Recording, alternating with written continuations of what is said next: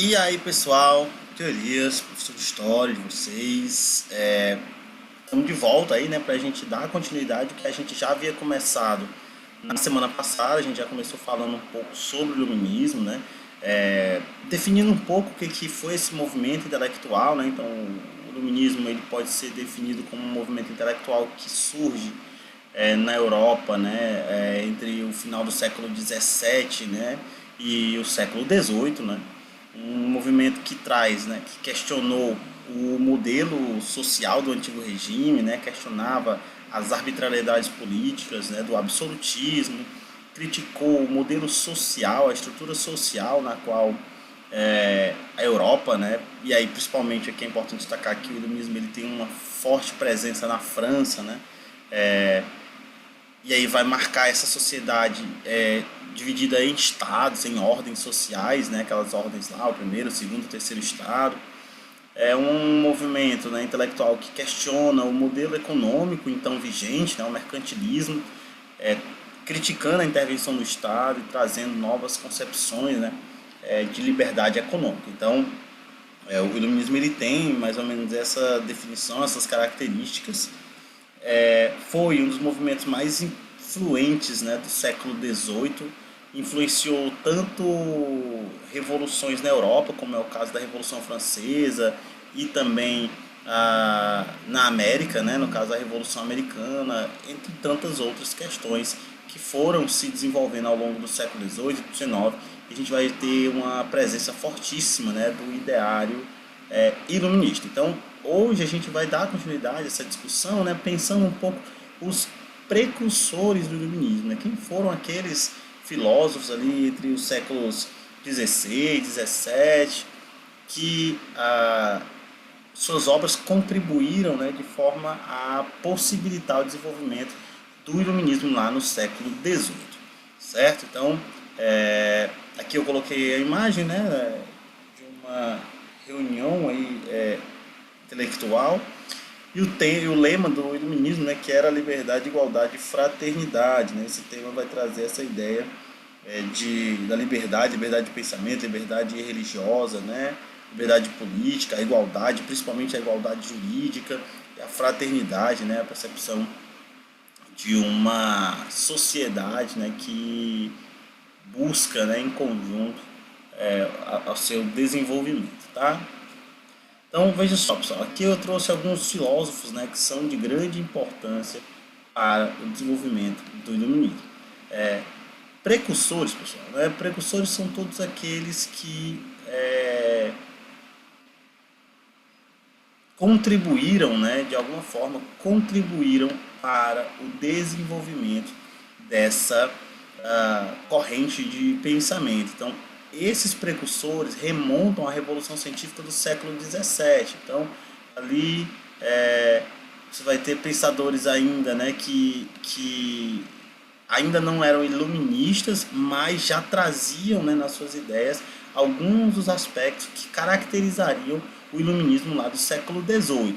Tá? Então é importante lembrar lá da Revolução Científica, né, a revolução que começa ainda lá no século XVI, ali, né, com a Revolução Copernicana, e toda a transformação que o Renascimento e as novas concepções de conhecimento começam a vir, né, serem formuladas. Então, a gente tem aí o Galileu, né, o Kepler, o próprio Copérnico, né, que também a Revolução Científica pode ser chamada de Revolução Copernicana. Então, há toda uma nova forma de se pensar e se entender o que era o conhecimento científico, como ele era produzido, né, as bases de sustentação dessa nova forma de conhecimento que ganhava espaço, né, ali na Europa entre o 16 e o 17. Tá? Então a gente tem aqui quem? O Francis Bacon, né, um dos principais aí, também, precursores do iluminismo. Né? Ele ali viveu entre o final do século XVI e o início do século XVII. E o Francis Bacon ele tem como principal contribuição, né, a obra dele Novo Organo, né, que basicamente é onde ele vai propor, né, toda uma nova metodologia, né, de experimentação, né, que fica conhecido também como método indutivo, né? Para o Francis Bacon, né, o Francis Bacon é um dos, né, e é importante destacar que não foi ele sozinho, né, mas ele e tantos outros, né, do período dele vão contribuir para uma definição do que era o método científico, né, em específico aqui o método experimental. Então, basicamente,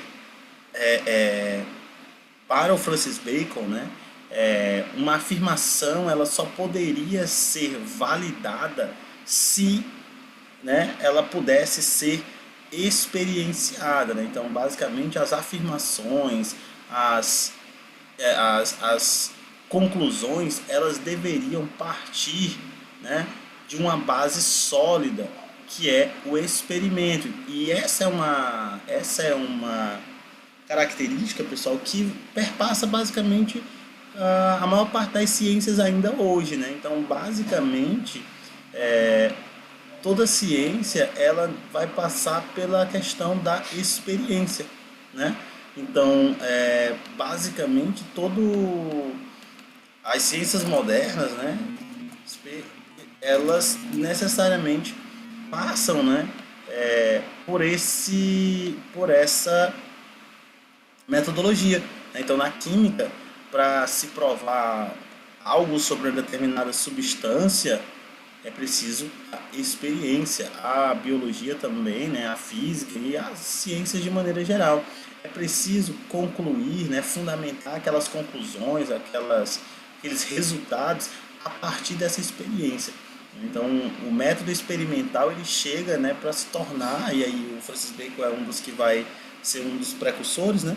Ele elabora esse método e esse método passa a ser empregado, né, por boa parte dos filósofos posteriores aí, né, que vão adotar o método experimental, né, o método empírico, né.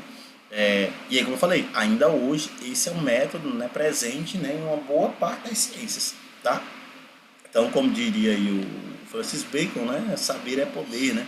Mas esse saber ele necessariamente se fundamenta, né, dentro dessa lógica, né? O saber verdadeiro na concepção do Francis Bacon é esse saber, né, que perpassa pelo método experimental, pela experiência, né, e cujos resultados são embasados nessa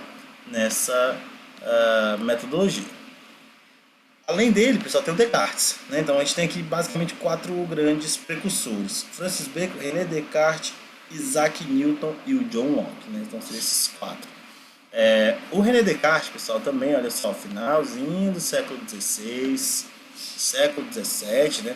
O Descartes ele é considerado um dos grandes precursores também do iluminismo, mas principalmente, né, é considerado, o René Descartes ele é considerado o pai, né, olha só, pai do racionalismo moderno, né? Então o Descartes ele é considerado o pai do racionalismo, e isso, né, é justamente uma das características fundamentais do iluminismo. A gente viu o que é esse racionalismo. O racionalismo, para quem não sabe, é a corrente, né, a corrente de pensamento que coloca a razão, né, como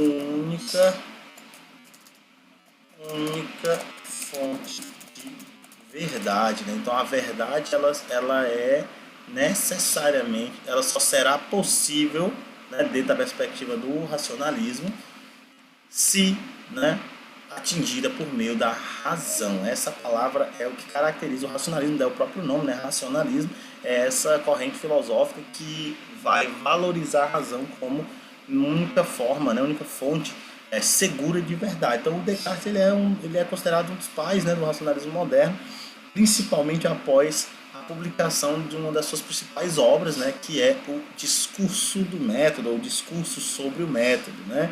Nessa obra ele vai estabelecer método, né, para se chegar à verdade, vamos dizer assim, a verdade nas ciências, né, que ele chama de, aqui no caso, o ceticismo metodológico.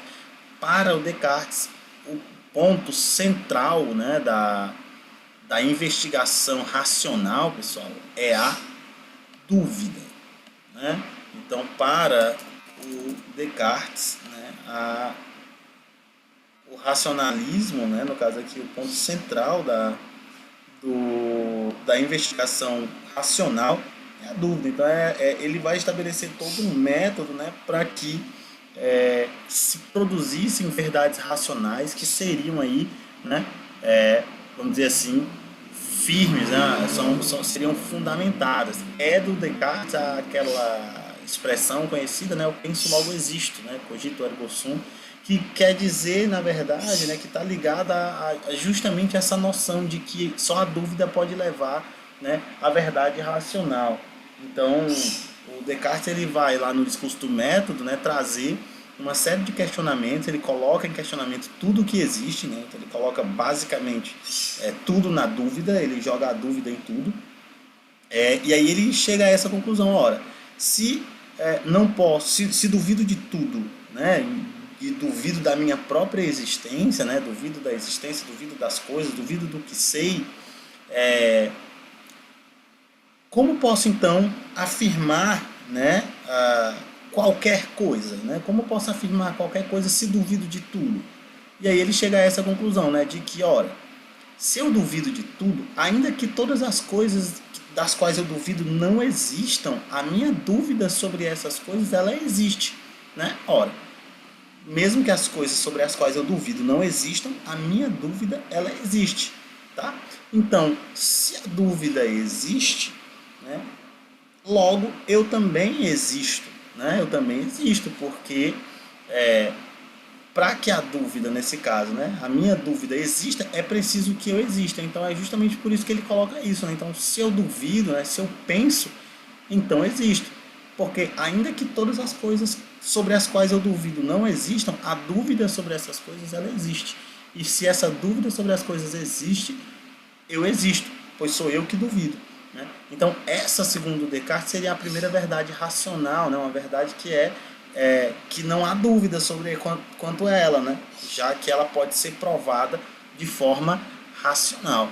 Então, para o Descartes, ele vai propor, né, esse método em que as verdades elas são postuladas seguindo essa ideia, essa concepção, né, racional. Tá? E aí a gente vai para o próximo filósofo.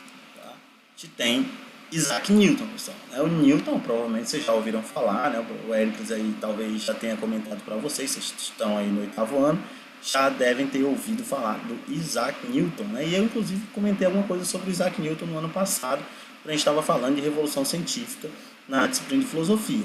Então, o Newton, né, viveu ali entre os séculos 17 e o início do século 18, né? Então, o Newton, ele é considerado, né, um dos pais da física como ciência, né? No caso aqui, o pai da mecânica clássica, né, da física clássica.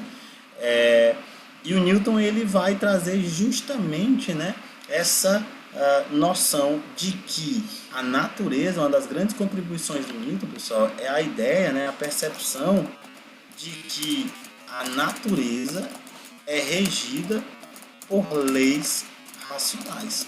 Então, para o Newton, a natureza ela seria regida por leis racionais, regida por leis racionais que seriam perceptíveis ao ser humano, né, bastando que o ser humano ele passasse a investigá-las, né, e a partir dessa noção estabelecer relações matemáticas, né, que explicassem essas leis, né, que identificassem essas leis, que permitisse perceber essas leis e, claro, né, fazer previsões, né, estabelecer relações. Então, quer dizer, o Newton já é também um dos grandes precursores do iluminismo, né, provavelmente já um dos grandes filósofos que vai trazer novamente essa percepção, né, de que a razão, de que a nossa racionalidade ela seria capaz de perceber essas leis, né, naturais que existem e formulá-las, né, de forma matemática, né? Então aí você vai ter o Newton, né, e a famosa lei da gravitação universal, né, que ele vai explicar o funcionamento, né, dos corpos, né, da gravidade e tudo mais. Então quer dizer, você tem aqui novamente, mais uma vez, né, a razão se tornando um centro, né, para essa investigação filosófica. Então a razão aqui se torna um ponto central dessa, dessa perspectiva. Tá? Então, vamos para frente. Então, depois do Newton, a gente tem o Locke. Né? E aí aqui o nosso último filósofo aqui de hoje. Então, a gente tem o John Locke, pessoal. Ele é um inglês, né? Ele vive ali entre o século 17 e o 18 já. Né? Então, já bem mais recente. Ele vai escrever uma série de livros, né, entre os quais os 2 tratados sobre o governo civil, né, o ensaio acerca do entendimento humano. Então, o Locke ele vai ter, vamos dizer assim, diversas áreas na qual o Locke ele vai contribuir. Né? Então, ele vai tanto pensar a respeito do conhecimento, e o Locke ele faz parte de uma daquelas correntes, né, que é o empirismo. Tá? Então, Locke é um dos defensores do empirismo, né, que é aquela corrente filosófica, né, que vai defender que a verdade só pode ser conseguida por meio da experiência. E também o Locke vai ser um dos grandes pensadores também do liberalismo, né, também, do liberalismo político. Né? Então o Locke ele vai ser um pensador que vai versar sobre várias questões, né? Todas elas trazendo à tona, né, os aspectos aí de crítica ao modelo então vigente, no caso aí o antigo regime. Tá? Então o Locke ele é um dos grandes teóricos, né, da Revolução Inglesa, né? A Revolução Inglesa que questionou, né, o absolutismo lá na Inglaterra, estabeleceu a implementação de um regime parlamentarista, e também foi um dos principais teóricos assim, né, de grande influência na Revolução de Independência dos Estados Unidos. Nos Estados Unidos, a Guerra de Independência, né, todo o processo de rompimento entre os Estados Unidos e a Inglaterra, ele foi baseado principalmente no pensamento do Locke. Né? Então o Locke ele vai trazer justamente isso, né? Ao mesmo tempo em que ele vai pensar sobre a questão do conhecimento, da verdade humana, né? Por exemplo, de que o ser humano ele nascia, né, como uma tábula rasa, né? Porque até então, né, havia aquela corrente, por exemplo, idealista, dizendo que as ideias, né, humanas elas já nasciam, né, segundo aí, por exemplo, o pensamento de Platão, o ser humano ele já tinha uma série de ideias pré-estabelecidas, né, e que ao longo da vida o ser humano ele ia percebendo essas ideias, né, recuperando essas ideias. E o Locke vai trazer justamente uma crítica a isso. Locke vai dizer, por exemplo, que a gente nasce como uma folha em branco, né, é a nossa experiência de vida que vai construindo o nosso conhecimento. Então, essa é uma perspectiva que o Locke vem contribuir bastante, né, no desenvolvimento do empirismo. Ao mesmo tempo, o Locke também foi um grande crítico político, né? Quando ele vai pensar sobre a questão dos governos, né? E aí ele, claro, ele era um liberal, né? Defensor do liberalismo, vai ser um dos grandes defensores da ideia, né, de propriedade privada, né? Então o Locke também vai ser um dos grandes pensadores aí que defendeu a ideia da propriedade privada, né, que vai ser uma ideia que vai ganhar bastante impulso dentro, né, do iluminismo. Então vai defender o direito à vida, a liberdade, né, a manifestação política, né, o povo como representante desse poder político. Então quer dizer, cada um desses filósofos eles refletiram, claro, sobre temas diferentes, né, cada um sobre tema diferente, mas cada um contribuiu, né, à sua medida para o desenvolvimento, né, dessa filosofia. Tá? Então, basicamente por hoje é isso, né? Então, para a gente poder conhecer um pouco desses filósofos, mais para frente a gente vai falar sobre os filósofos iluministas um a um. Né? Então, tem vários filósofos iluministas e aí cada um desses filósofos vai contribuir trazendo uma série de ideias, né, que foi o que os tornou conhecido e que fez com que o iluminismo ganhasse espaço, né, na Europa do século XVIII, né, influenciando os mais diversos processos. Tá bom? Então, Muito obrigado por assistir, faça a leitura do capítulo como um todo, né? Aqui tem algumas informações que não tem no livro, e o livro também tem informações, às vezes, né, que não foram comentadas. Então, vale a pena ler e prestar bastante atenção, tá? Então, muito obrigado e até a próxima.